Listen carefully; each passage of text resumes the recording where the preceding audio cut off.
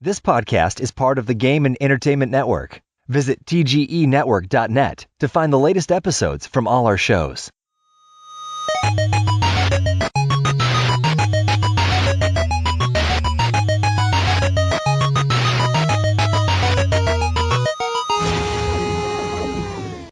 Welcome to Couch Potatoes, episode 71. I'm your host, Islaine, and as usual, I'm joined by my co-host, Eri. Boo. This week, Doone also popped up out of nowhere and decided that he wanted to join in our discussion. And I have to apologize for last week too. I was intending to make a solo show, but I suck at it. I really do. Yeah. I ain't no Izzy. I tried. It just didn't turn out very good. I just figured that if you wanted to, you could. It's okay that you did. No, I did. I got some notes. I recorded it, and I went over it, and I was like, no, this is not good.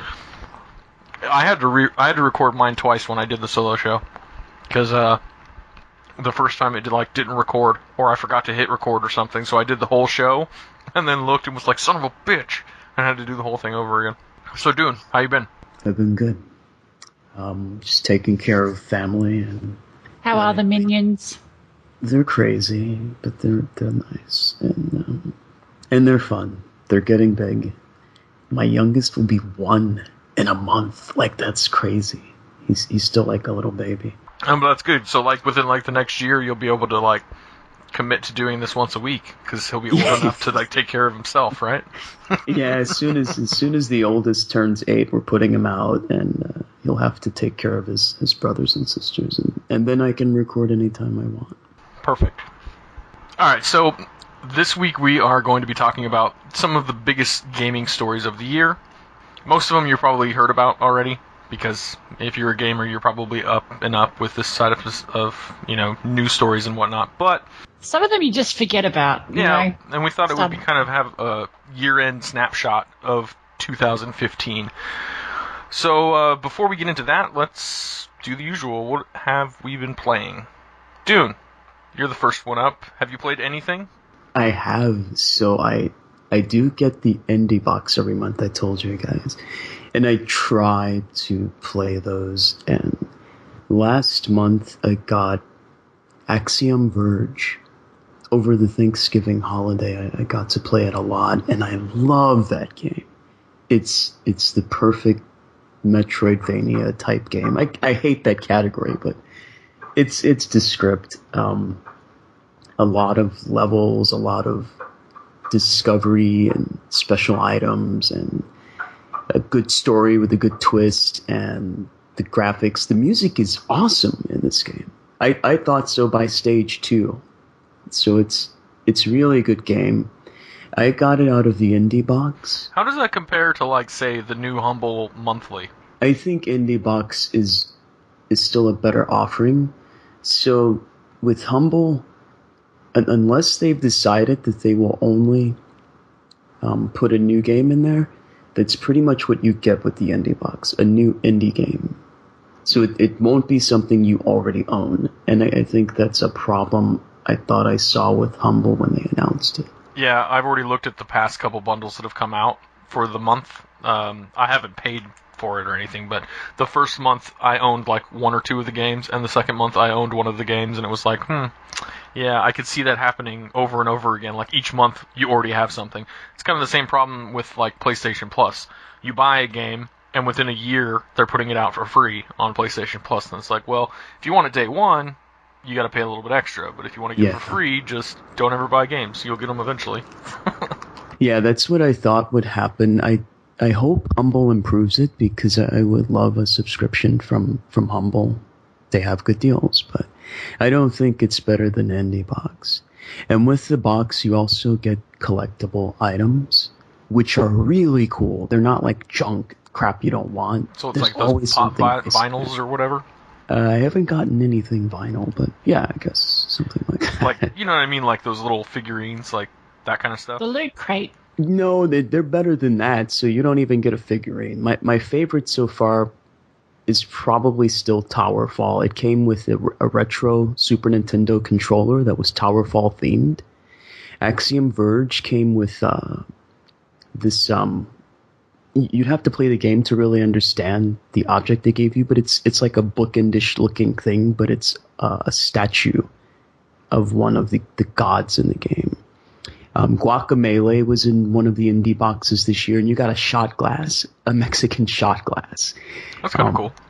And there's other stuff in there, so it's not just that. It's like posters, you get your USB stick that has the game on it, you get stickers and whatever else. But the big prize is usually, the big things. And they do really good with that. For the money, I don't know how they do it. What is the cost of that? It's $25 a month. Okay, so you are paying a little bit more, but you're getting, in your opinion, better quality. I think better quality, and I think the past 2 years, games have really hit the floor on price. So I felt like I have a lot of games I want to play, but there's too many. Or I go into a Steam sale and I buy 10 games and I only play 2.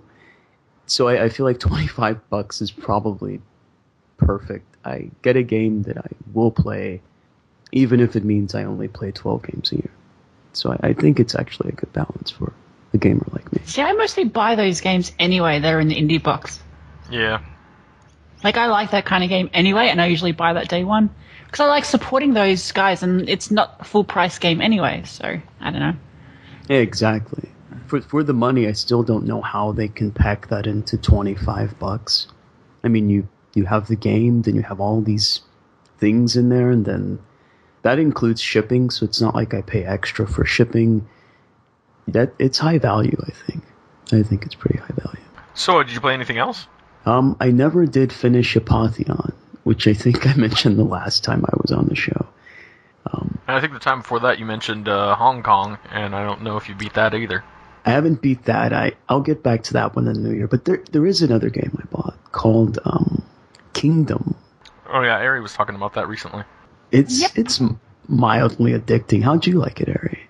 It is mildly addicting. Like, at first she's like, oh yeah, this is kind of cool, relaxing, that kind of stuff, and then like the waves start hitting you with enemies and you start getting like really focused on it for some reason. Yeah. Like, oh. I enjoyed the management aspects. It's the whole like losing battle stuff too, like where you're not going to make it through, but you're trying to just last as long as humanly possible, kind of thing. Yeah. And you're like down to your last wall and you're like, forget it, it's night number 99, I'm going to do it. Yeah. It's really fun. So I like that game too. That's all I've been playing. Eri, you are up. I am. I've been playing lots of Eve. It has Are you a pirate? No, not yet. I do plan to pirate? be. I seriously do plan to be. And also, like, one of those vultures that picks at, like, battles afterwards, picking up scavenging stuff. And, I don't know. And just exploring. It does. I think that's going to be me. But right now, just training skills, getting money, doing a bit of mining, and, of course, getting ganked a few times. But I have to say, like, Eve has, like, friendly gankers. It's weird. Like, because they still kill me, but they know I'm a noob, so they start talking to me, and I'm like, oh yeah, just blah, blah, blah, blah, and they give me, like, tips and, hints for next time, watch local chat, do this and this, all that kind of stuff. So it's really weird. Especially for someone it's not like you. I gauge you stuff, you fucking noob kind of thing. It's like, oh yeah, you're a newbie, start talking to you kind of thing. It's weird. I knew you'd be a pirate. Hopefully, eventually. My ship's not big enough to be a pirate yet. Can't gank. So, have you gotten past the learning cliff? Oh God, no. So wait, this is your first time trying? This is like the first little like mound of the cliff. You know what I mean? Like that's the first part. You're just barely hitting the incline. Yeah, basically, yeah. This is like, oh yeah, I can kind of see maybe a little bit. Like that Simpsons episode where he's like climbing the Matterhorn, and you're like, wow, that's what I've got to do. I'm still at the base of that Matterhorn. I haven't even got to the stage where I'm up the top and then look up and there's still more to go. So that's ahead of me, I guess. What do you think of the game so far as the crafting and mining? Oh, huge. I like that part. I do. I like deep economy crafting systems. Like in the Firefall beta, that's what I loved about it. The whole wealth of different types of resources and the quality agents behind them, plus using them in different ways to craft different items and really min-max your stuff. Like, I really enjoyed that part of it. So I like it. I've actually gone into a bit of like the whole spreadsheeting part of mining, which materials are better to mine where and what and sell them where and all that kind of stuff. So I have a little base set up somewhere with a couple extra mining ships and components, and where I sell all my Kermite. Hopefully I can explore soon. I want to go into Nullsec, like the whole pirate area. You know, territory conflict, everyone's your enemy kind of area. But I need stealth first, so I want to do that as well. Speaking of exploration, last year I think it was, I usually subscribe to EVE a couple times or a couple months a year.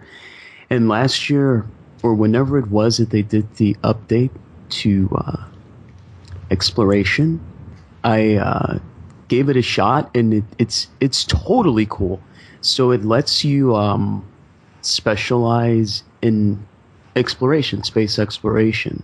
And it gives you like the ability to find these special corners of space and get access to things nobody knows about.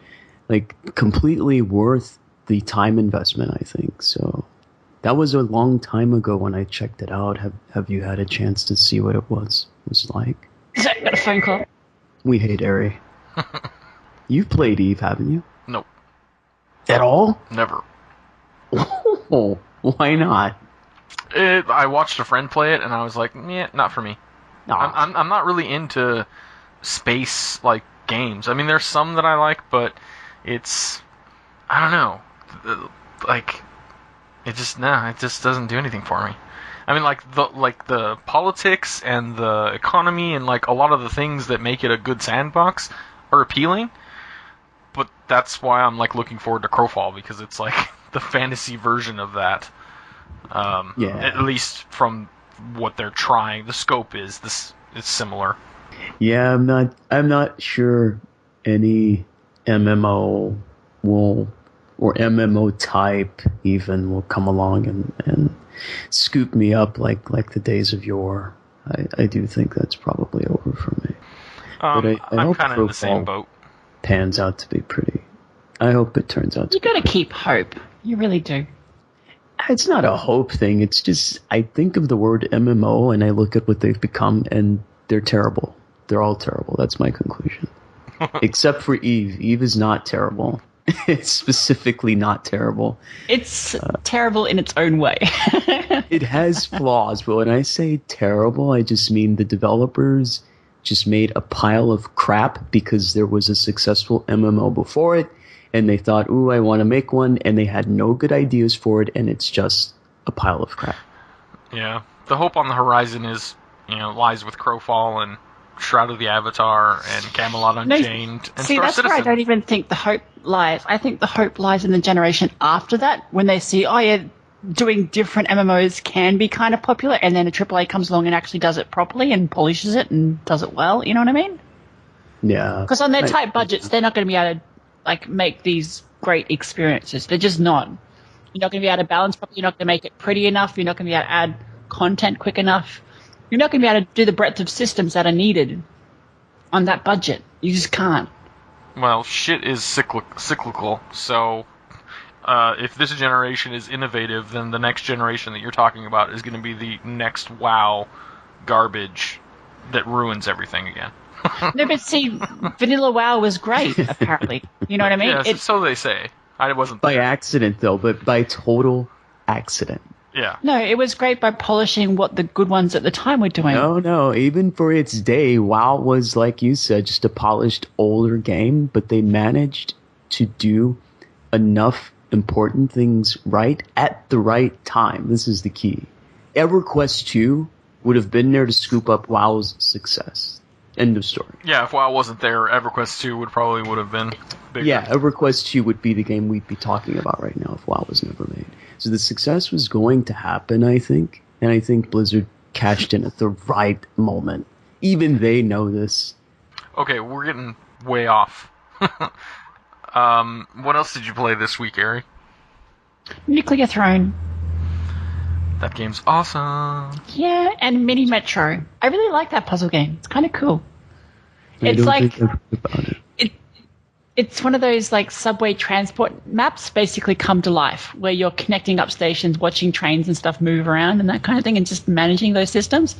And every now and then a new station comes up, you could create new networks, change networks, make sure the whole system's working properly, that kind of stuff. It's actually a really well done puzzle game. It's beautiful. The music's great. And the whole map slowly expands. You don't even notice it happening to where you add new stations. Like in this tiny space to start off with, like 3 stations. And then by the time you realize you've got this huge map with like 20 stations you've got to connect and everything's going to shit. Wow. But it's kind of cool. So it's a puzzle game building trains? Yes, but very simple. Like I said, it's basically a submenu map. Like certain symbols for a station, colored lines representing certain, stage train lines kind of thing. So, No. and all that just connects up. And, occasionally little symbols will come in the stations for a passenger and little box trains move around, pick those up, move them around. But it's very simple and it's like how it looks. It's aesthetic and I guess even the mechanics, but it just works so well. And it's really, really addictive and engaging. I really enjoy it. So yeah, if you like puzzle games, grab it. I did a little quick look thing. You can have a look at that. Okay. I'll check it out. Good. I think you would like it if you like puzzle games. I do. And that's it. What's you doing, Izzy Face? Yes, Izzy Face. What have you been playing, Izzy Face?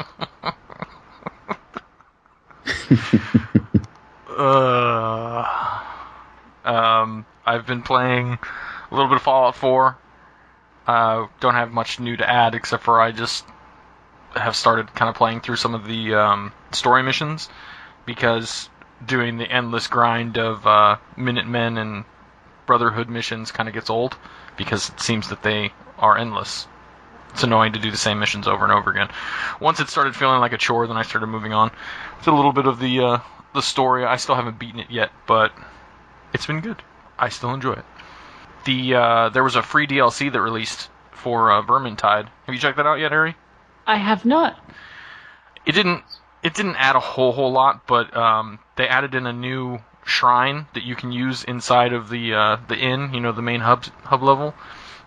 And you know how before you used to have like 5 whites that you could fuse at the forge to get a green, but it was always random? Well, they added these trinkets you get one for each character, and you use that trinket, put it in the shrine, and then offer up the white, blue, green, blue, orange. You know when you what's it called? When you break down the items and you get those little stones that you can use to make upgrades and whatever. Yeah. Those stones, you use those in conjunction with that rune at the shrine, and you can actually pick if you want a ranged weapon or a melee weapon, and then roll. You're going to get a random item, but it will be that rarity dependent on which stones you use, and it'll be for that character dependent on the rune you use. So they basically made it a way to where if you need a particular kind of upgrade, you don't have to rely on RNG so much. So kind of nice. Other than that, I guess they added a whole new tier of weapons beyond the orange, which is red, and they're like veteran items or something, and you can't get them unless you're playing the super hard difficulties. Other than that, I think it was just a couple little tweaks and balances. So it wasn't a huge patch, but it was free, and it does seem to adjust the randomness of having to get your gear, less of a grind. So that was pretty cool. So what is this game? Vermintide. I've talked about it a few times. The one hack and slash Warhammer game. Against the Skaven, killing lots of rat peoples. Me and Eri played. The furry watermelons. She bought it, and we played a bunch. I put a bunch of videos up on YouTube as well of us playing. That I was also telling you about it. One of the last episodes you were on. So you need to pick that one up because we could always use an extra person. My gift box is always open. Maybe if you're lucky and it's on sale. I'm usually lucky and there's always a sale. The Christmas sales are coming. Otherwise, Awesome Knots put out a new patch. The only real big thing of note with that is that they added in a leveling system, which is kind of like the way HOTS leveling works, in that everyone shares experience now. So instead of one guy getting super fed and more beefed up, the whole team as a whole is a higher level. So if you're a higher level than the opposing team, you're obviously going to do better.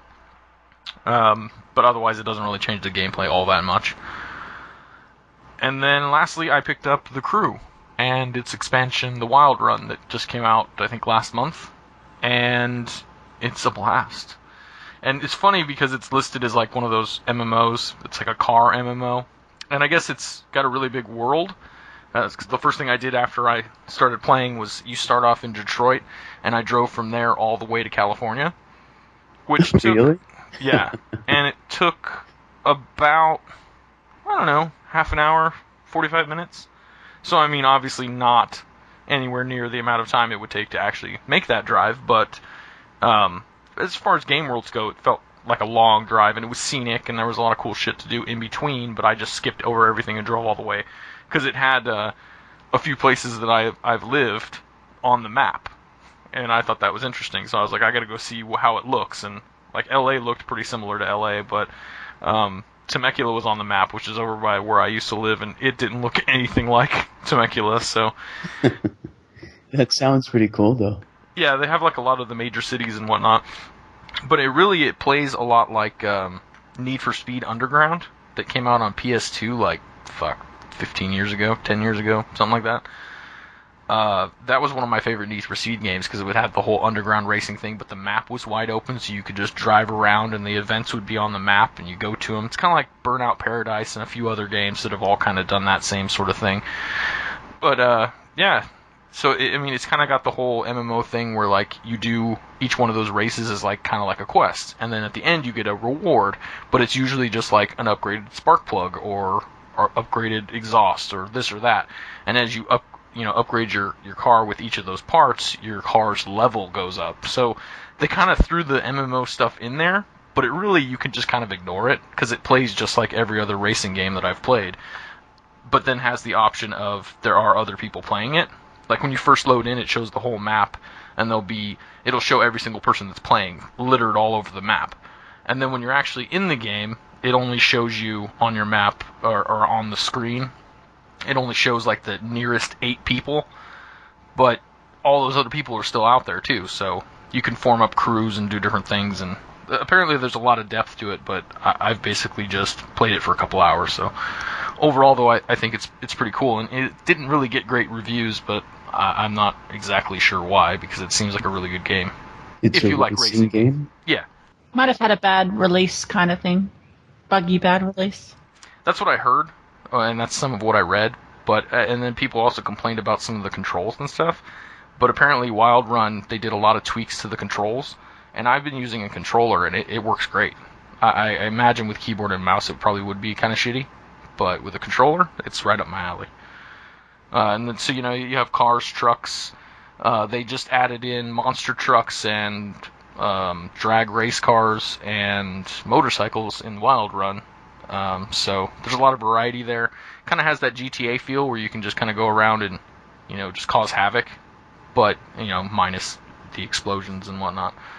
I wouldn't call it an MMO because it's not really an MMO. It's kind of just like every other lobby game that's, I don't know, MMO is kind of becoming... shared world, I think that's the buzzword. There's got to be another word for it because MMO becoming the catch-all for every type of game that has anything similar to this mechanically just seems redundant.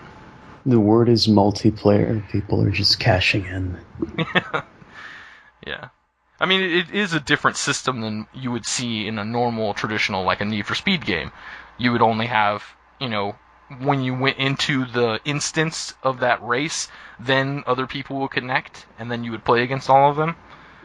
So now it's like there's just people there already connected to the same world, and you zone into that instance together. It's the same, like, exact kind of principle, but just done a little bit bigger scale. Yeah, a lobby. Right. But yeah, it's been cool. I like it. But that's all I've been playing. That's all? That's all. Yeah, that's all. It's only one more game than you.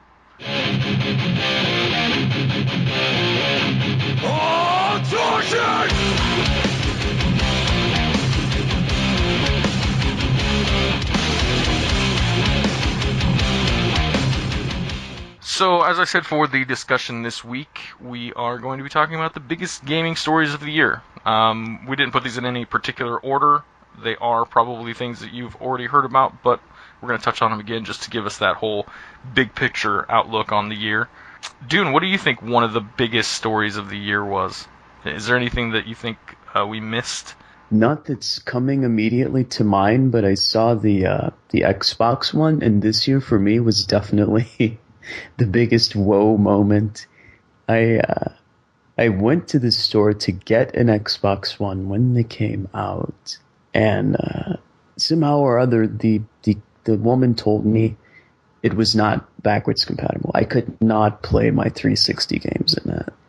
And I just remember being floored. Like, that's the dumbest thing that consoles have never done. It's always backwards compatible. Not this year. So I think that was either a huge alarm for us gamers that these companies really are stupid and they're just trying to get our money. The PS3 wasn't backwards compatible, was it? No, the last time that there was backwards compatibility was the original Xbox and the PS2. PS2 would play any PS1 game, and I believe the same went for not Xbox One, Xbox 360. I believe it would play original Xbox games. But then they said that this new one wouldn't be backwards compatible. PS3 was not backwards compatible. Well, I guess originally, like a couple of the original consoles were, but like the first runs, and that's it. Then they dropped it, which makes no sense because you're using the same hardware, so why? But and then PS4 it wasn't. But the PS4's angle was that they bought up that streaming service. I can't remember what the name of the company was. But yeah, they were going to offer you to stream your games you already own, but right. You but had then to pay they did. for that. The thing is that they made it already. It's called PlayStation Now, and yeah, you do have to pay a subscription fee. I think you either have to pay a subscription fee to have like a certain amount of access, or you have to basically rent the game, which doesn't include anything. Basically, if you already owned it, you would still have to rent it over again, and it's like, well, that's not backwards compatibility. That's just you milking me for more money. But they're talking about potentially making PS2 games emulation for PS4, which that's cool. But on PS3 they had PS1 and PS2 classics, so that's nothing new either.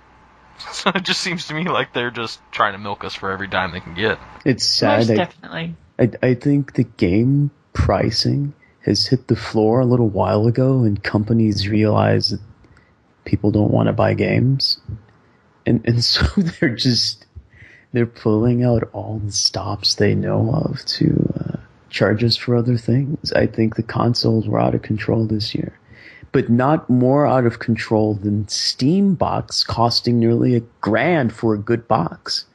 $1,000 for a good box. All the ones that's that still started not as good as a $1,000 you spent building a regular tower PC. Yeah. Exactly. So the Steam box was probably my biggest disappointment, as I thought, well, if I don't buy the new Xbox or PlayStation, I've got the Steam box. I can just move away from that and just only play PC games. $1,000 for a good box. They claim there are Steam boxes that cost $500, but those things suck. They're worse than your current computer, which is probably a few years old. Well, they're worse than what I have now, and mine's only a few months old. Yeah. And then the thing is when I was building this computer, they sell the mini ATX cases.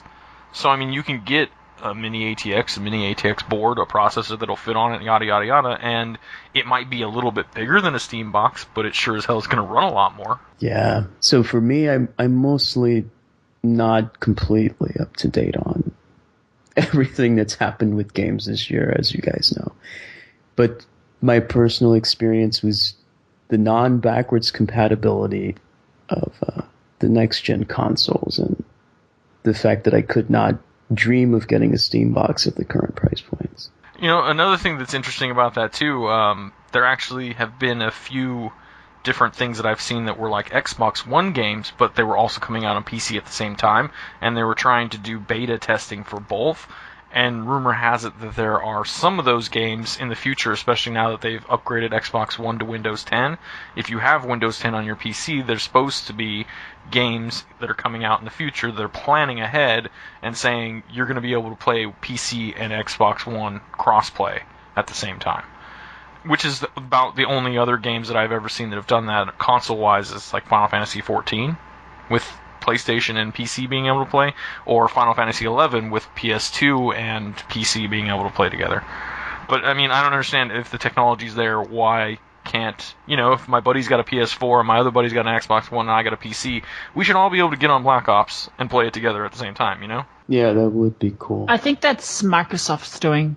They don't like compatibility between different markets, Well, but they're starting to push forward with the whole Windows 10 being on Xbox One, and it's basically like... I know, but they still have a weird thing against it. What game is it recently that Rocket League, PC and PS are actually together. You can play together. But yet it's coming out on Xbox and they've got to keep that one separate. Yeah, that's dumb. That is dumb.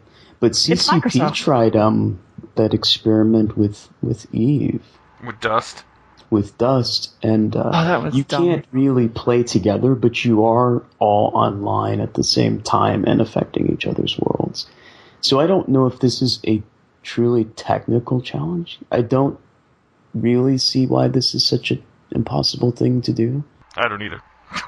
And like I said, with Windows 10 being on Xbox Ones, there's no reason why. If you're running the same exact operating system, you should be able to interact with each other. And it should be console-wide, as far as any game that's on the console should be able to be cross-play with PC versions. Yeah, I agree.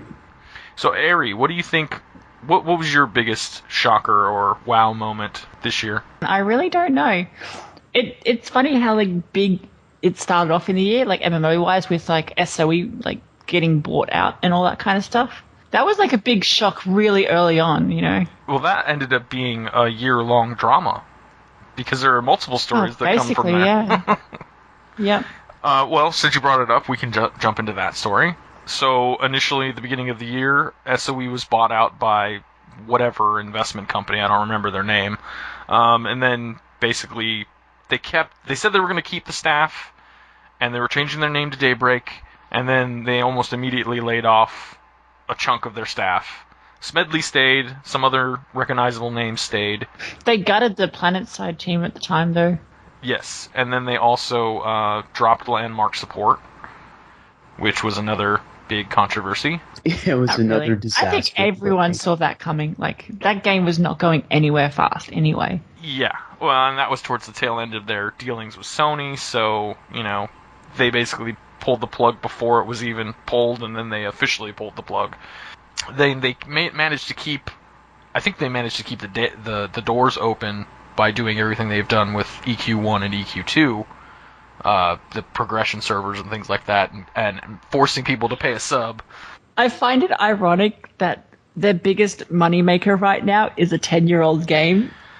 Isn't that fucking bizarre? Yeah, well, and then their second is a 15-year-old game.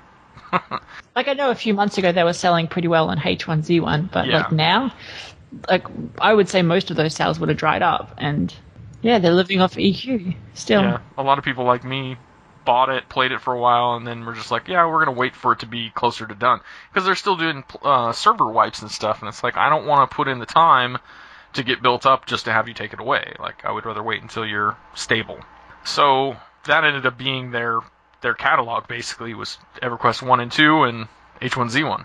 And then, not too long after that, a few months later, Smedley ended up getting let go from Daybreak as well, after having some pretty public blowout with talking shit on that kid that called in the bomb threat on his plane, and I think it was semi-justified, but he still, as the face of a company, couldn't I don't think it was just that. I think it was just a week beforehand or a couple of weeks beforehand. He was talking about Care Bears and stuff. You know what I mean? That whole PvP stuff, and that pissed off a lot of people as well. So I laughed. I did too, but a lot of people got really annoyed. And if you're the head of a company, you got to kind of keep your shit together. Yeah, that was the problem. Is he got a little too personal, a little too, I'm just a regular guy like you guys, so I can do whatever I want, say what I want on here, and it's all fun and games, but then, corporations are like, dude, you're out of here. So then the next biggest piece of news from Smedley Land was that he formed a new company, but I still, as of yet, haven't heard a name for it. They only said that they're working on a new project, and he basically then threw the whole free-to-play all the way bullshit that he was shoveling in everybody's mouths for years when he was with SOE, and said that his game's going to be $20, and he doesn't want to talk about monetization anymore. And Eri, I know you wrote a big old article on it, so I'm sure you have more to say. And I liked my pun. It was smedling with payment models. I think it was on Roger's show. They were saying that Brian was saying that he wants to vote for the name of Smedley's company. He was saying that he wanted it to be Smedco. I think smedling is better. Yeah, smedling is right on the money. Smedling. But yeah, so what do you guys think about him flipping the script? Do you think that it may have been... Because I was kind of, coming to his defense. I think it's totally related to his time at SOE/Daybreak. Beforehand, and there was actually a really big AMA with the PlanetSide, one of the lead PlanetSide devs, just talking about how disastrous that entire free-to-play payment model has been. And they would have seen these numbers. PlanetSide has been really on the edge for so long. And they've had to keep pushing these payment microtransactions and constantly encroaching into those pay-to-win aspects all the time. And instead of actually bringing them money, it's just kept on pushing people away. So they have to keep trying harder and harder and harder to make money. So I think that whole issue with PlanetSide 2, I think that is why he's now gone the other way. It's just a model that doesn't work for a lot of MMOs. Some, maybe, but you've got to work it around your actual game, and a big, giant, world-to-world arena kind of PvP game, probably not going to work for free-to-play. So you're basically saying that it seems like maybe a lot of that... He saw the numbers and saw it wasn't working. That's it wasn't necessarily him. It was probably Sony breathing down his neck to make something happen with the numbers, so he's like, yeah, free-to-play, whoop, whoop.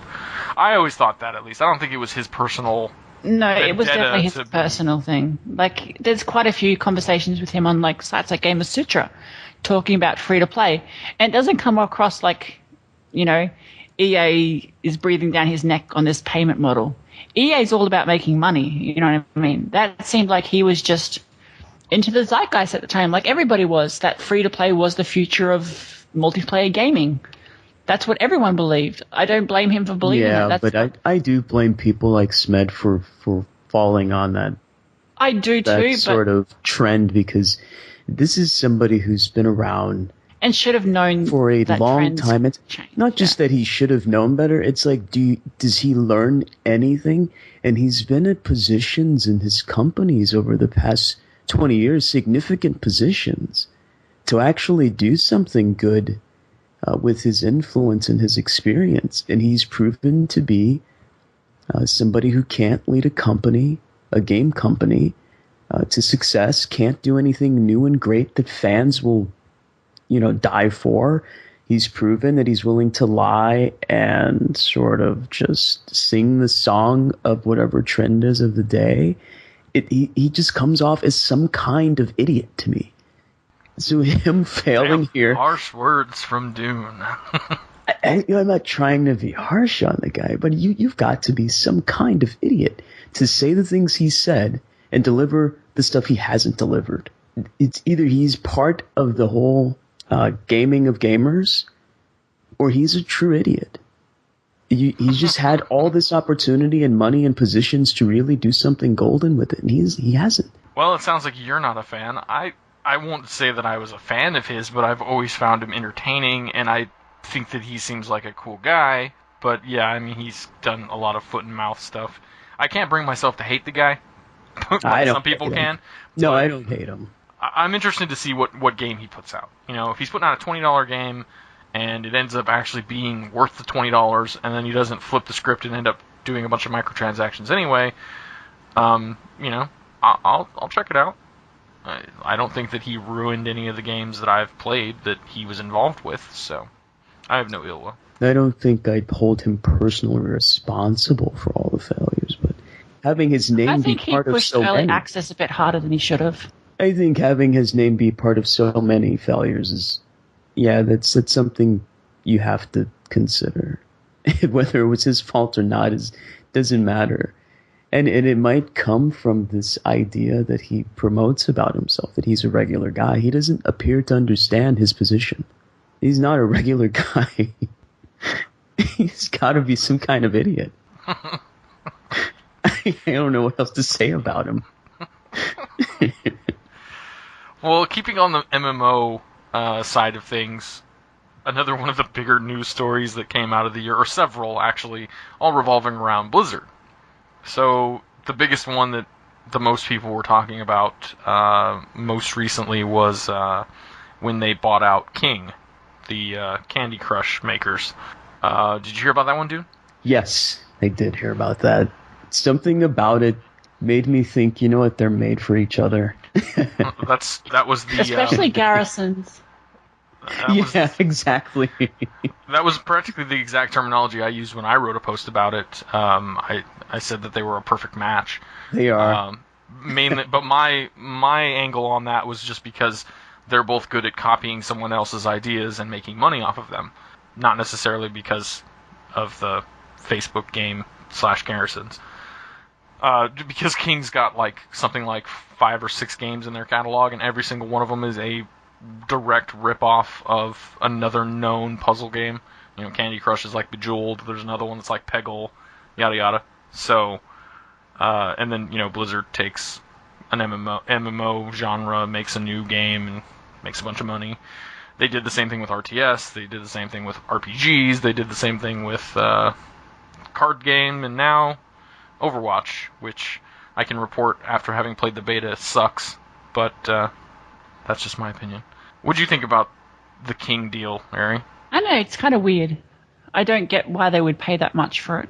My only thought was that maybe they were trying to muscle their way into the mobile market, and they're going to use King. They're going to license their IPs, but right. Yeah, they're going to let King use their franchises and make mobile versions. They're a company that's known for polish and a certain product, you know what I mean? That's just going to dilute their reputation. I don't consider it a good idea for them at all. I didn't either, but who knows where that's going to go. I think I partially agree, but do you think that from the perspective of casual games, right, games for casual players, that maybe they understood this little piece of it and thought, King, we have casual players. King is a casual company. Blizzard already has a massive casual players. That's what their library of games is now, casual players. Oh, I agree, but I don't think they're good at expanding their own library at all. I think it's got a lot to do with what Izzy just said about they're good at taking old ideas and making them new and interesting and fun again. But do you really think Blizzard has another, Diablo in their back pocket? No, well, that's like what Syncane is always saying about, Blizzard being old Blizzard and new Blizzard. Old Blizzard would have done this and this and would have been successful, but new Blizzard doesn't know what the fuck they're doing, kind of thing. They just don't seem to have any ideas of their own. No. And, Overwatch was their first new IP, and it was still just like Team Fortress or a number of other lobby shooters. Team Fortress is perfect comparison from what I've seen. Team Fortress, very well, and it's an emerging genre now too, where Battleborn, Paladins. There's another one by Epic Games. There's another one that Trion's trying to push. Yeah, so there's several different developers that are making that exact type of first-person shooter MOBA-ish type game. So it's not like Blizzard is the only one doing it, but they're still doing the whole take an established genre and trying to do something new with it. I don't think that's necessarily a terrible thing. I do think it's par for the course for the company, and I did think that King was probably a good fit when I heard that they bought them. I remember thinking that's convenient. It just made sense. It makes a little bit of sense. In other Blizzard news, WoW released their subscription numbers, and they had been gone down to 5.5 million-ish in that ballpark, which was the lowest it had been since Vanilla, I think, or maybe the first expansion. And then shortly thereafter, they announced that Legion was coming out, but it's not going to be till next year, so they're following their same pattern of content droughts for the game.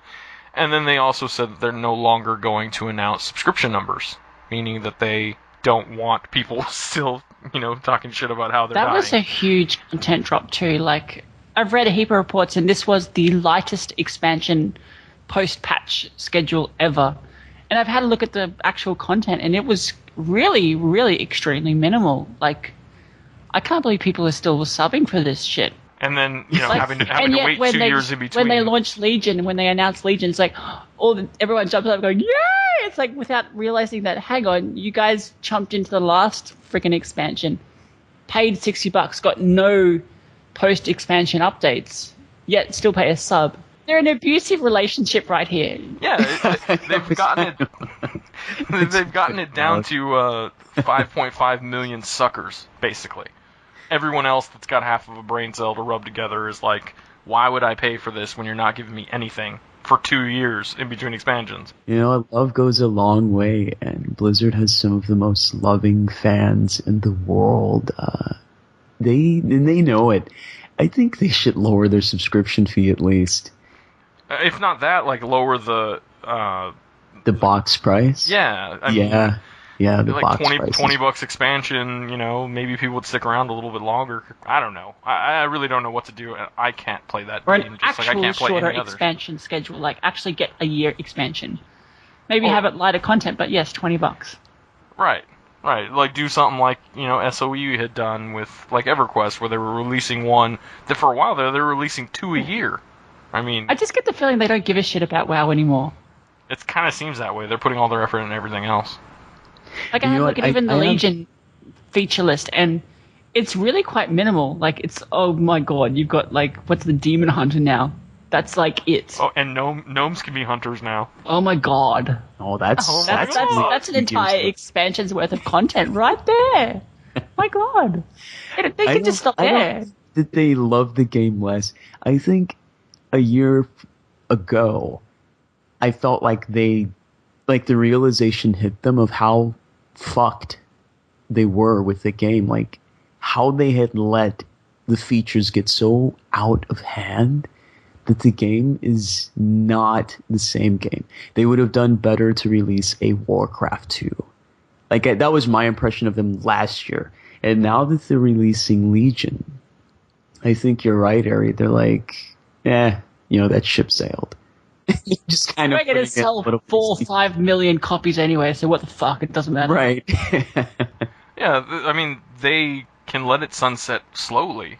I mean, that's why they said we're not going to announce subscription numbers anymore, because eventually they'll be able to get it, once it gets low enough, they can either just put it in maintenance mode, or if it gets low enough, they can just, announce its closure and be done with it. Without people being able to, speculate super far in the future. Well, I was saying I think we'll see Blizzard announce Classic and Burning Crusade servers very soon. I've been thinking about that too. And a lot of people have said it. They're like, because there's emulation out there where you can play like Vanilla WoW or just Burning Crusade or whatever. And people have talked for years. And people talk about that they would pay money for progression servers like EQ and every other SOE game is done now. But yeah. Just for the listeners, really quick, Eri had an appointment and had to take off, so I'm going to be finishing up the rest of the episode, just me and Doone. But that's okay. At least I'm not talking to myself. Yeah, it's kind of like talking to yourself. I guess. So, let's see. Let's keep with the MMO theme. Did you happen to read much about the Derek Smart versus Star Citizen? No, I clicked on it, but I didn't get to finish reading it. So what's the scoop there? Well, it's a big article. I think it's several articles actually on Derek Smart's website. But the long and short of it is that Derek Smart is a video game developer, has done some things I can't remember any. I don't think I've played anything he's made, so I don't really care about him. But he came out of nowhere and basically just said, I guess initially he was wishing RSI luck on Star Citizen and yada yada. I think he may have even backed it at some point. And then, it's been a while that it's been in development. It's up to, the last article I looked, it was up to something like 96 million. Yeah, it's up there. It's been racking up the money and the years. Yeah. Like if they don't release next year, this is vaporware. Well, and that's what he was saying. He was saying that the feature bloat has gotten out of control to the point where they, even with the amount of money that they have, they probably couldn't implement everything that they said that they wanted to, everything that the fans want them to create, and yada yada. So that was the gist of it. He basically just went off, said that it's probably not going to happen the way they say it is, started calling them out very publicly. News journalism sites, whatever, they all got on it. It was a big thing for a little while, a few months back. I think we talked about it here on the show once as well. But yeah, he's he's very adamant that they're not going to be able to ship what they say. And so far, I believe that there was, at some point, there was like a ship editor kind of thing, a module, they were calling it. And then there was some other like ship module where you could fight people. And then the most recent thing that they've been teasing is that there's like a on-foot soldier module where you can fight, first-person shooter status. So, but none of that makes a game. They may be chunks of the game, but the way they explained it in some of the articles that I read relating to it was that they had to basically create the module exclusively or separately from the, like, so there's like the base code, right? And then they have these modules, and they're basically programming the modules independently, and then we'll later have to figure out a way to incorporate it into the base code. So it sounded like they were going about it, like from an engineering standpoint, like all wrong. Rather than starting from the bottom and building up, they're like building separate pieces and then going to try and Lego put them together at the end. Oh, wow.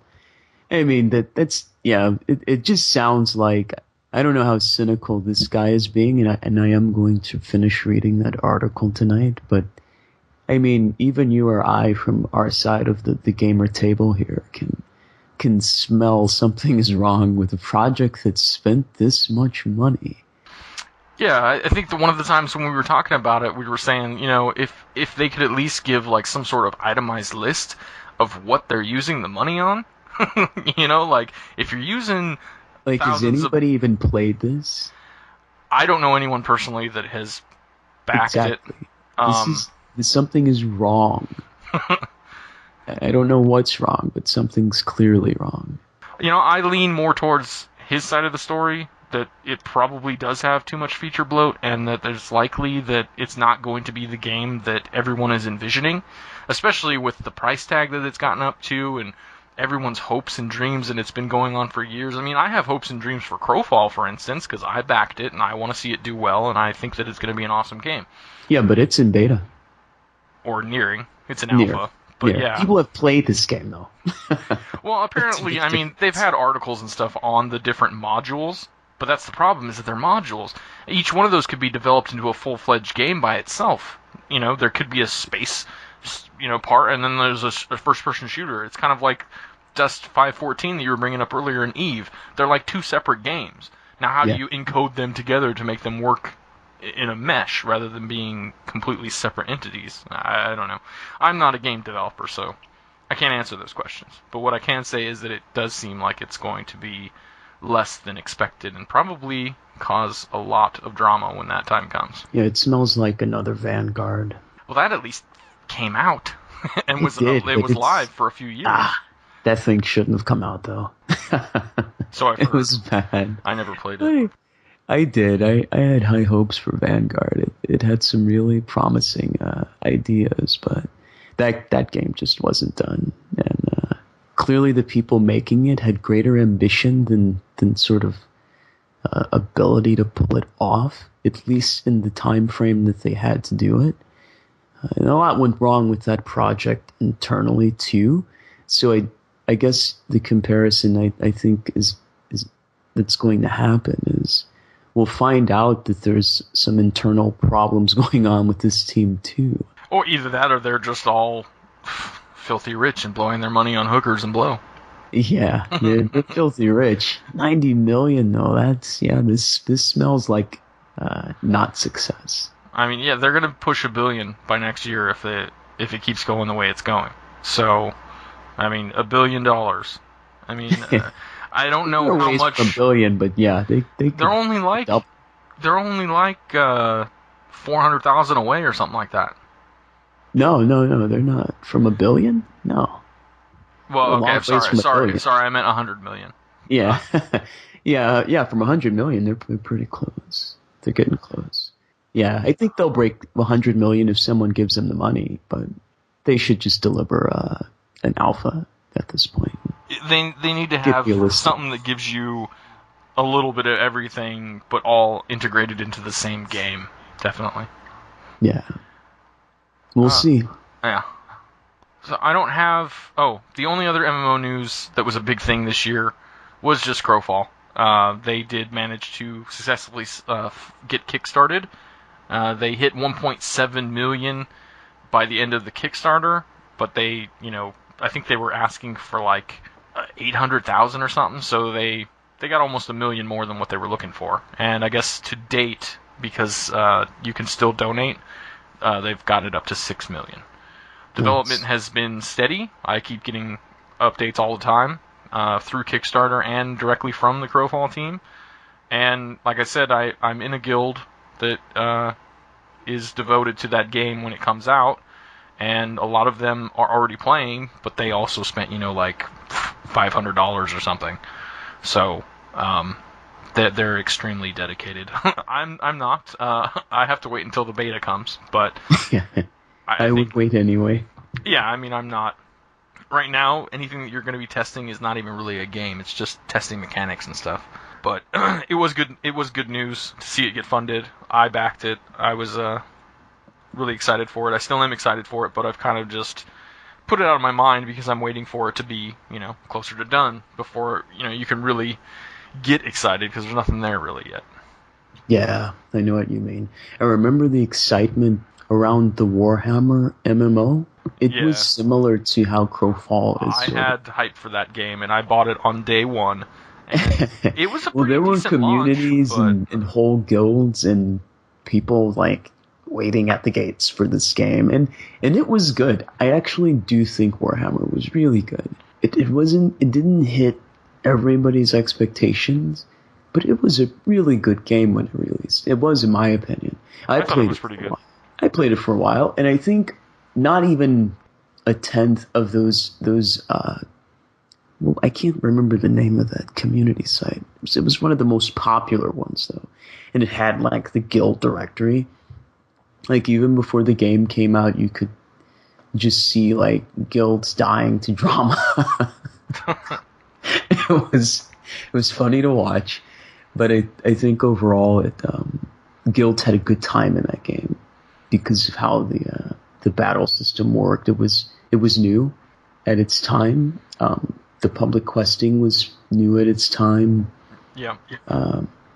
It was good. So I think Crowfall seems to be on that sort of path. I just hope that they do it more successfully. Yeah, I mean, Warhammer had a pretty good run. They knew when to shut the doors. Yeah, but I think it was only really super populated for the first probably 6 months, and then after that it kind of tapered off. Yeah, well, everybody can't be Warcraft, I guess. No, that is definitely and I know that's the good thing about Crowfall. Having this lower budget, being an indie team, a small team, they have that underdog thing going for them, and also they're trying new things, and I think that is one of the most important aspects of a lot of these recently funded, crowdfunded, I should say, MMOs like Shroud of the Avatar and Camelot Unchained, and so on and so forth. A lot of them are trying to either do something a little bit different or make improvements where people have made complaints, that type of thing. And trying new things is the only way the genre itself will evolve, which it's been pretty stagnant for 10 years. So yeah, it's really good to see projects doing that. Even small progressions are good for everybody. So well, and they've even admitted that they know that they have kind of a niche audience, and they are aiming for that. They're like, of course it would be great to be hugely successful, but it's okay if we just make ends meet, and it's just this small, dedicated group of people that are playing it. I've been saying for years that is the future of MMOs. It's the future of all games when it comes down to it. The big Walmart of video games idea is so done. People chasing the 10 million subscriptions like Warcraft are headed in the wrong direction. Yeah. So I think all games are going to be niche. You're going to have little dedicated communities like they should, people with similar tastes will crowd around them and make that place better, and it'll be a successful game. I think companies and individuals who think they're going to chase after the millions crowd are headed in the wrong direction. Well, that same goes for most of the big AAA game companies. A lot of them, they dip their toes in that MMO pool trying to get that big bucks and decided, that wasn't going to work. BioWare with Star Wars and countless others. They all came out with that whole we're gonna be like WoW, or we're gonna kill them, or we're at least gonna do as good, and then they totally failed and are all free to play, and they don't look like they're trying to dip their toes back into the market. So it's a good time for indies to come up and do different things. And yep, I'd agree with that. We'll see how next year is. How many of those MMOs are coming out next year? The ones on Kickstarter? I think most of them are scheduled to have something, because right now they all have nothing, basically. Some of them, they have like some sort of early access, maybe, or certain high-tier backers have been able to play some bits, but as far as it being a large chunk of people playing it, they don't have anything out yet. But I think next year a lot of them are either supposed to go into some sort of technical testing phase. And like I said, Crowfall is already doing that with some people, so they've had a really quick turnaround. It's like kickstarted at the beginning of the year, end of the year they're already into alpha. By this time next year they're supposed to be in beta, if not already released. Who knows? Who knows if it'll actually happen? It might get delayed another year. Those types of things happen all the time. But as of right now, they look like they're pretty well on pace to have something out playable for a big chunk of people by next year.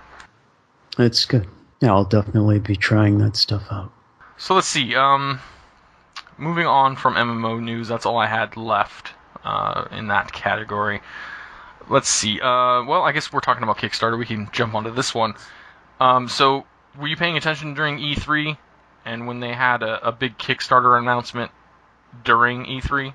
But it wasn't like, how... Okay, so E3's one of the biggest game conferences of the year.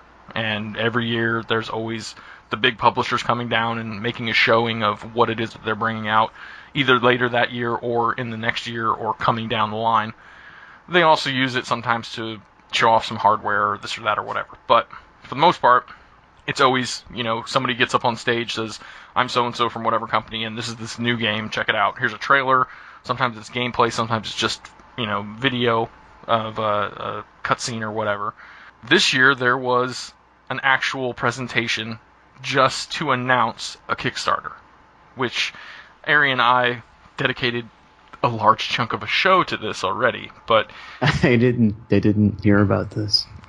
It was for Shenmue 3, which apparently the first two came out on Dreamcast, which obviously was a long time ago, and that was a failed system that didn't go very far. So they're, I don't know the guy's name, but the guy who created it has been wanting, apparently, to make a new version, but who knows exactly how it happened, but they announced a partnership with Sony, and then they put him up on stage, and then he said, hey, we're just announcing that we want to make this game, so give us your money. And they ended up making $6.3 million off the Kickstarter, and it funded almost instantaneously. It was like within a day or two, it was fully funded, and then went over the top. But me and Eri were just like, dude, for real? Like, you're going to use E3 time to announce a Kickstarter? You could have just done that on the internet. But they wanted to have, I guess, the big presence, the big media outlet to be able to promote the Kickstarter, which seems like kind of shady marketing. It is a good venue for that. Right, but it seems like a shady marketing ploy, like, we just want all these eyeballs on this, give us your money kind of thing. I don't know. It kind of rubbed us the wrong way. Yeah, I can see why. It is kind of... But, for me, all of E3 is kind of like that. It's for developers and companies, just this weird event for self-promotion.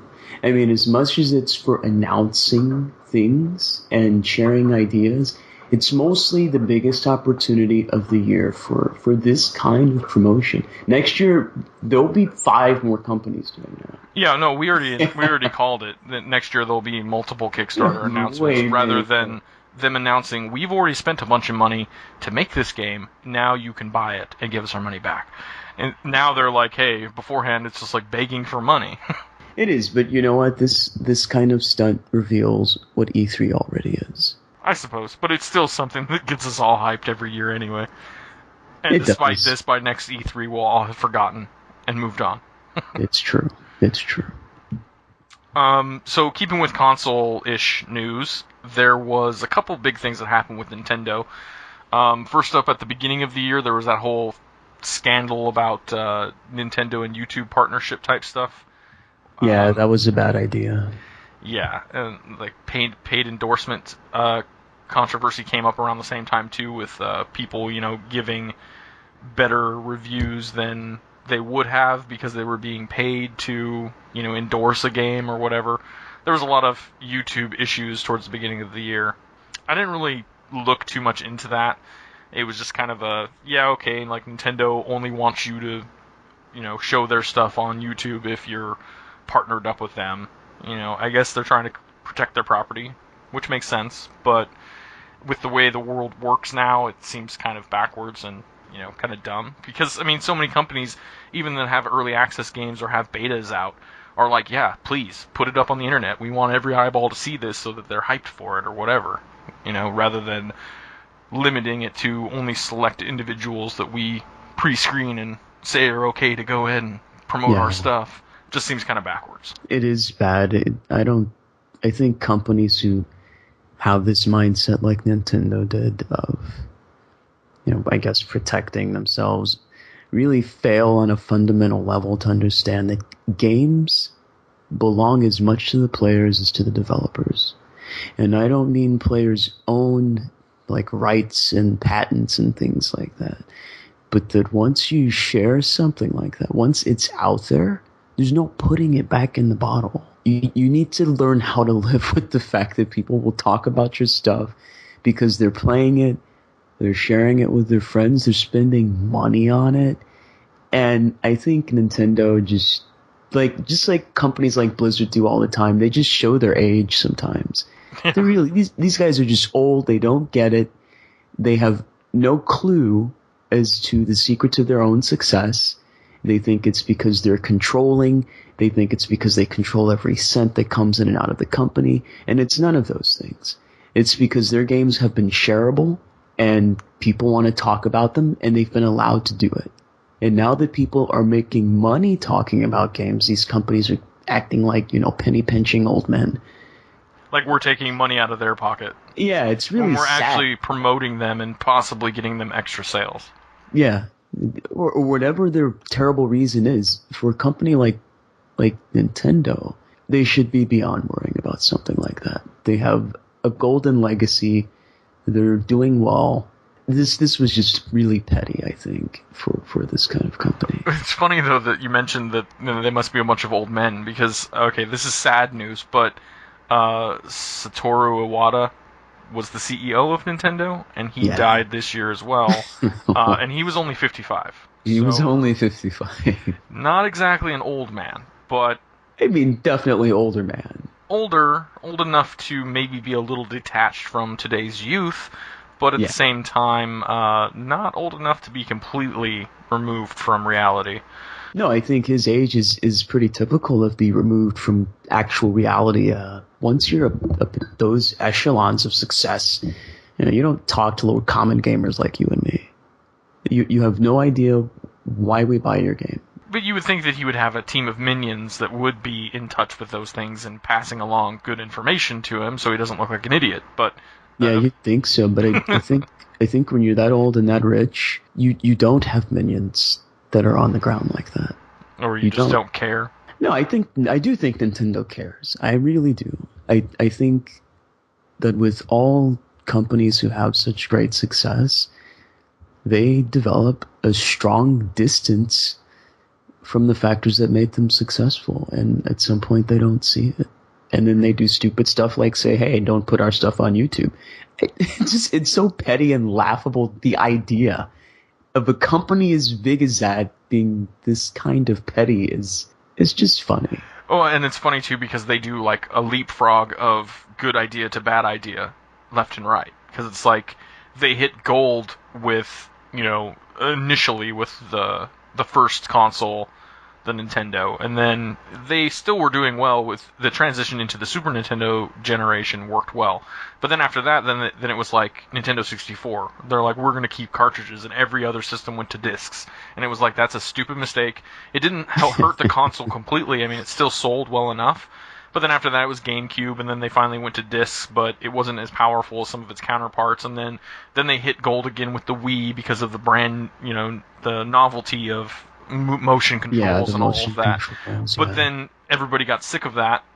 Everybody else, like PlayStation and Xbox, jumped on board with the Move and the Kinect and thought that they could cash in on it. And by then, everybody's like, fuck movement, I'd rather sit on the couch and just hold a controller. And then the Wii U comes out, and they're like, okay, well, now you can sit on the couch with the little secondary screen. So, like, they did okay in that transition. But the Wii U came out before PS4 and Xbox 360, or Xbox One, so it has technically been a little bit, technology-wise, it's a little bit behind the curve because it came out first, but it's ahead of the curve having come out first. So they're now announcing, or they announced earlier this year, that they're already working on their next console, called the NX. That could just be a code name. They haven't really said what exactly it's going to be. There isn't a whole lot of tech specs or anything like that, so we don't know if this is going to be one of those hits or misses. But they are already moving on to a next console and acknowledging the fact that the Wii U didn't do as well as they thought it would, and knowing that they're behind the times when it comes to their networking, their storefront, a lot of different things are just not up to par with the other systems. So I think that they're going back to the drawing board and maybe trying to be a little more competitive with that.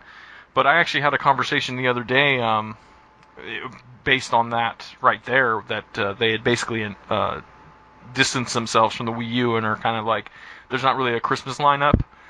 There's not really much of anything. They're just kind of like, scrap it, we're moving on to the next thing. And the comment I made on the blog that had written about that was that I think that maybe it's time for them to go the way of Sega, where Sega finally decided, you know what, we're not going to make hardware anymore, but we're going to license our hugely successful IPs to everyone, so you can have Sonic games on Xbox and PlayStation and Nintendo, and yada yada. If Nintendo did that, can you imagine being able to play Mario on your PC and never have to buy a Nintendo? I would buy those games if I didn't have to buy a Nintendo console. I'd play Link, I'd play Metroid, I'd play all of that. I would too. I think it's long overdue that they do that anyway. I think part of the whole initiative in PC gaming at all, and with Steambox trying to sort of clear a path, is to show how antiquated the entire conception of console is, and it has been for 20 years. This idea that Nintendo will have its specifically licensed games because their goal is to lock players in to their game console and not buy other games. Yeah, and all the systems do this. It's not just Nintendo. This is every last one of them. But that whole concept is antiquated. It's old. It's done.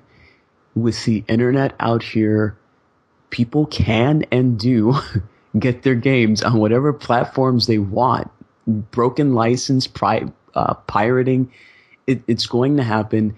And these companies are delaying the inevitable, and this shows how old and foolhardy the leadership is. Because if any one of them would embrace this, not just the way Sega did, but to say, you know what, Nintendo makes Mario for anything you want to play it on. Well, they're already doing something, I mean, at least with that whole Nintendo mobile thing. They were trying to bust into the mobile market. But there you go with Nintendo Mobile, right? This is still proprietary. So I think once they But I think it was supposed to be on, like, Android and iPhones and stuff. Like, I think they were actually going to... It's still Nintendo's product or whatever, their games, their characters, but they were going to put it on mobile devices, not Nintendo mobile devices.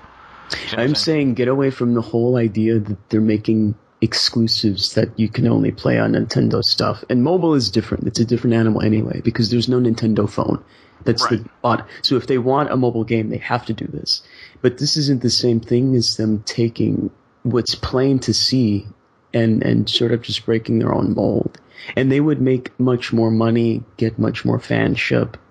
It would be better for them overall. No, there's no reason for them to think that it wouldn't succeed. None whatsoever. Well, the funny part is too is that like okay, so Nintendo's got every single thing that's first person or first party Nintendo products, games. Those are always exclusive to their console. Every console's got its exclusives. You know, PlayStation's got Uncharted and Xbox has got Halo. But the reason is criminal. How so? Because it is. They do these exclusives so that a player like me who likes Gears of War, let's say, I can only play that if I buy that stupid console. And that may be the only game I want to actually play on there. Right. So this is criminal in my mind. I don't care what excuses they give for that shit. That's criminal. So I think exclusives are criminal. I think they're nothing but marketing scams. They don't care about players. They don't care about games. These are exclusively money grabs. That's what exclusives are. All it does is ends up dividing people because you go, which exclusives do I want the most, and that's the console I'm going to buy. Yeah, and then you're stuck with it. That's the thing, because they're not cheap. Well, yeah, the thing with consoles, like I still don't want to say I hate consoles because I still enjoy them, and I still want to buy a PS4. I'm going to eventually. You know, and because there are some exclusives on that I do want. And yeah, I guess if there were no such thing as exclusives, I wouldn't buy any of them because I have a $1,500 computer and I don't need to. Yeah, you would just buy the game you wanted and not worry about, them looking into your account. I understand the cost factor though. So like kids can't afford a $1,500 computer, and parents can't afford to buy their kids a $1,500 computer, especially once every 5 or 6 years. They can afford a $300 or $400 system though. You know, so that's where the Steam box comes in, and it needs to be No, it doesn't. Because my kids like Mario Kart, but they also like Pac-Man, right? They also like other games that are on the PlayStation, and we have a Wii. So this idea that they're doing it so that it's cheap for kids is bullshit. You can get a cheap computer with games that kids want on it. What you can't get is Mario, for example, just to give an example, on your computer. So it's not the $1,500 for a PC and they're looking out for the consumer. It's not that at all. Well, I wasn't saying they were looking out for it. I was just saying that that's probably the reason why consoles have persisted so long, because it's more affordable. There are people, I mean, I have a friend that has a PS4 and an Xbox One, and still between buying both of those didn't spend as much as I spent on my computer. So he has the best of both those worlds, but he can't play anything that I have on PC with me, and I can't play anything with him. But that's the thing, is all those companies would go out of business. Well, Microsoft wouldn't, but if Sony wouldn't go out of business either. Nintendo probably wouldn't either, just if for some reason it all went universal and it was just like those companies just now made games for anything and there were no more consoles. Yeah. They probably wouldn't go out of business, but I can't imagine them wanting to just be like, okay, yeah, we'll just make this for PCs and everything is a PC now, so there's no individual branding, there's no nothing. It's just whatever your system specs are, this game will run on it or it won't, kind of thing. Which is how PC gamers have had to deal with it for decades. I just don't see how they could do that without, Xbox could easily be shut down by Microsoft and they would just make the same games on PCs, no big deal. But that's not true either, though, right? So there are some reasons, or at least in the past, there were reasons you preferred a console to a PC. But today, those reasons are mostly not quite there. Technology is better, it's cheaper, and the reasons I bought a console in 1990 are not the reasons I buy one today. Not by a long shot. So, I mean, this is part of why I say it's just old men with old ideas. They don't need to make that. And I'm not making an argument for not having different consoles. Just the criminal aspect of trying to lock a player in so that they have to buy from you. Right. And you do this by making stuff exclusive, and, that's garbage. They can go to hell with that. Yeah, I don't see why you couldn't make...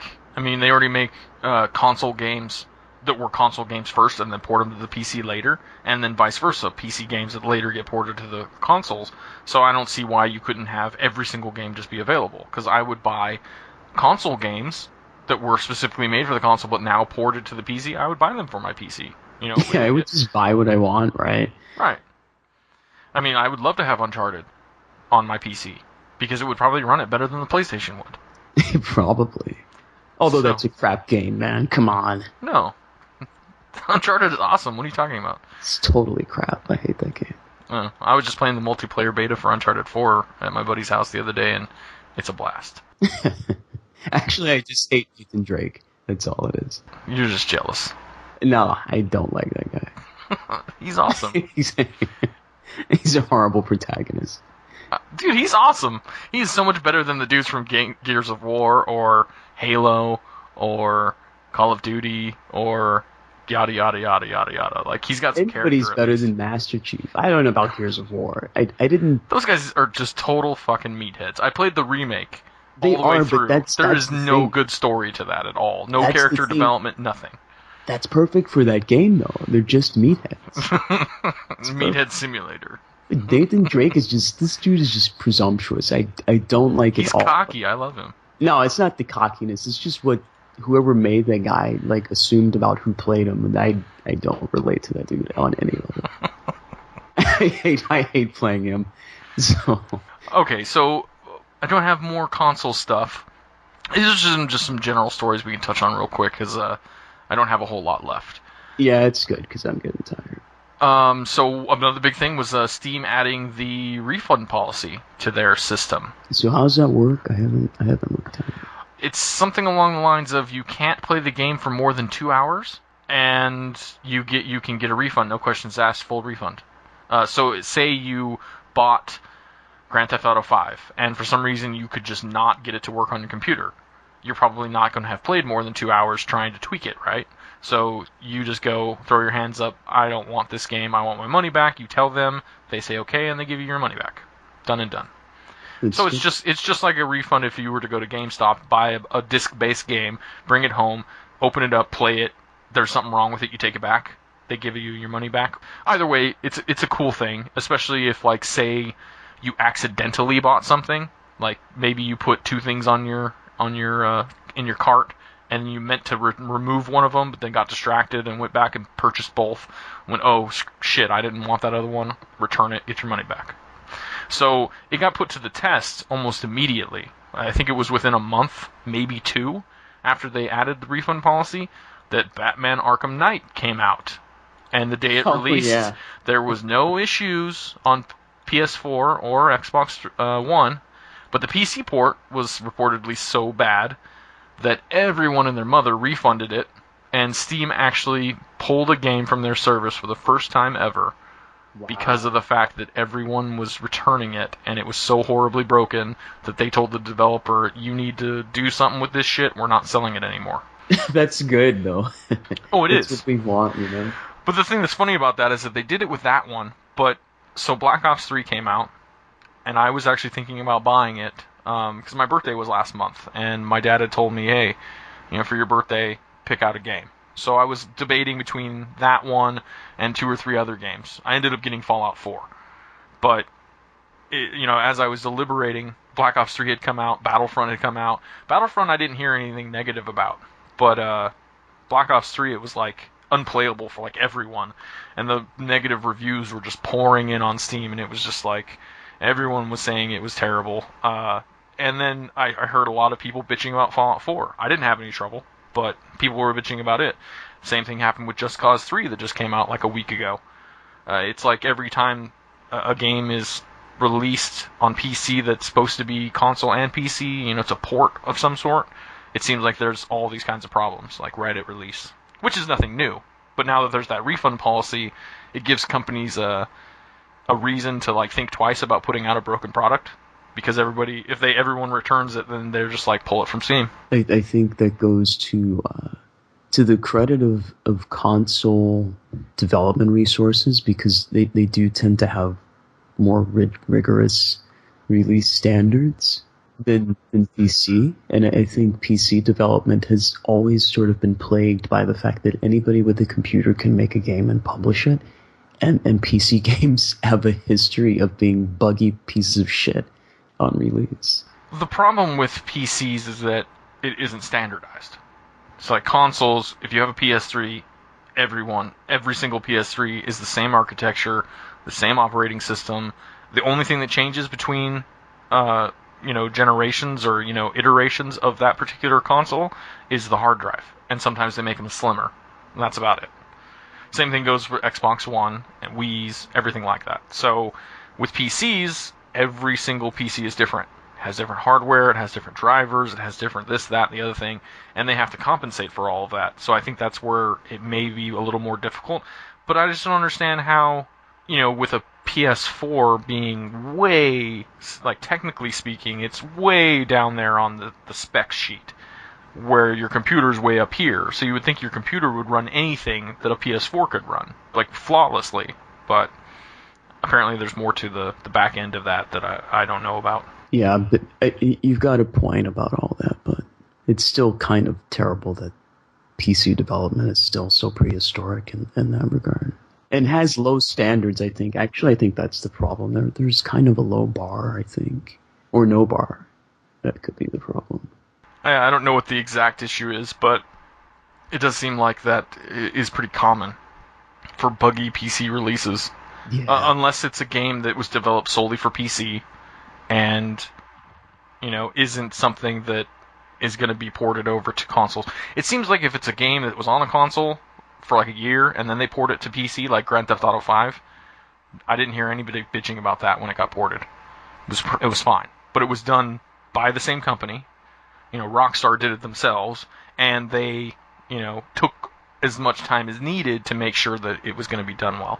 Whereas some of these other ports, it almost seems like it was either developed for the console first, and then a shoddy port was made. I don't know how it ends up happening, but it definitely is frustrating. That's our lives, man. PC gamers must live with this. Okay, just a couple more just to touch on real quick, and then we'll wrap it up. You probably heard about that one. Kojima having parted ways with Konami. Yep. So he's the creator of Metal Gear Solid, and I want to say a few other games that I can't think of off the top of my head. That's his baby. I know that was the big one. But I think he was also involved in that Silent Hills game that was supposed to come out. Then they put that teaser PT that was that little horror demo kind of thing, and you could download it on PS4 and yada yada. But then they ended up deciding to remove it completely after Kojima was fired or whatever from Konami, because that was like his next project, his next baby. Yeah. And then also they were in mid development or the latter stages of development of Metal Gear Solid 5 when they let him go. And apparently, I think they repackaged it and took his name off of it and everything. Yeah, and fans got upset, which they should have. It's a good reason to be worried. Yeah, so I'm sure that's not the last we'll hear from him. I'm sure he'll have started up something new and might even come out with something that's maybe not called Silent Hill, but might use some of those, maybe not those exact resources, but the same concepts. We'll see. And the last one I have actually just happened this week, so it is the freshest of news. Back at E3, there was the announcement that they were going to remake Final Fantasy VII, and people lost their fucking minds. Myself included. I was really hyped for that because that was the reason why I bought a PS1, because I was a Sega kid. I had a Genesis, not a Super Nintendo. I had a Saturn, not a PlayStation. And then Saturn failed horribly, and I was like, I guess I'm jumping ship and going to Sony, and I've been on Sony's bandwagon ever since. Them announcing the remake was like, okay, cool, but we're all thinking, okay, they're just going to HDify it, and that's going to be the end of it. But then they said, no, we're actually going to remake it from scratch. They only gave us a cinematic at E3, but then here recently they actually released another thing that shows some in-game footage. It looks phenomenal. But then they said, okay, here's the deal, the catch. It's going to be episodic. So people initially went, what the fuck? It's going to be like a Telltale game, and we're going to get 5 episodes over the course of a year, and, you know, how is the progression going to work? How is the story going to work? How are you going to break it up? Like, doesn't make sense. And I guess the other train of thought would be, it'd be kind of like, what was it, Final Fantasy 13, where there was like 13 and then 13-2 and then Lightning Returns and whoop-de-whoop-de-whoop. It's all the same storyline, but there's been several games released and they're all $60 and yada yada. So there's a lot of unanswered questions there. But those of us who were excited for it still remain excited, I think. There was a couple articles I read and made some commentary on. Our main concern, it seems, for some of the fans was that, basically just like, how can you break it up into episodes? Will you be able to go back to like the old areas in those other episodes, or is each one going to be kind of self-contained? There's a lot there, but yeah, it'll be interesting to see how it develops. It will. I think 7 was a good one. I'm curious why they picked that one of all the damn Final Fantasies, but we'll see.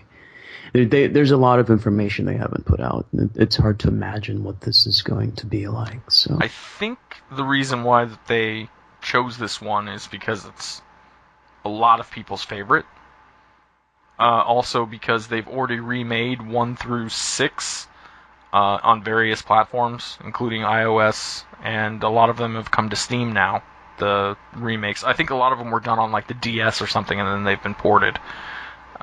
Then 8 has never been done, 9 has never been done, but 10 and 10 Part 2 were HD remastered.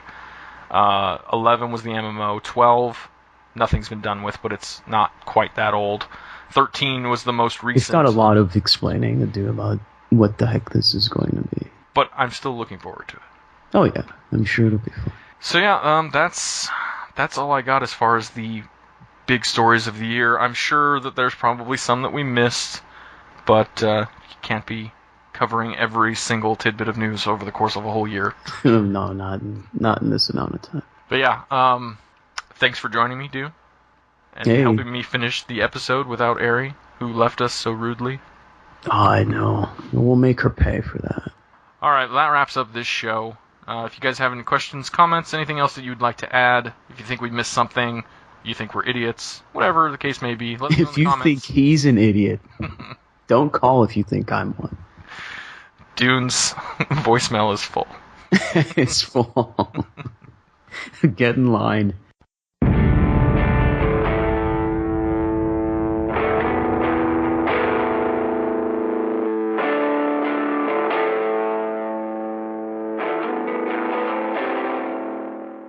That does it for this week's edition of Couch Potatoes. We hope you enjoyed it, and we hope that you'll continue to join us.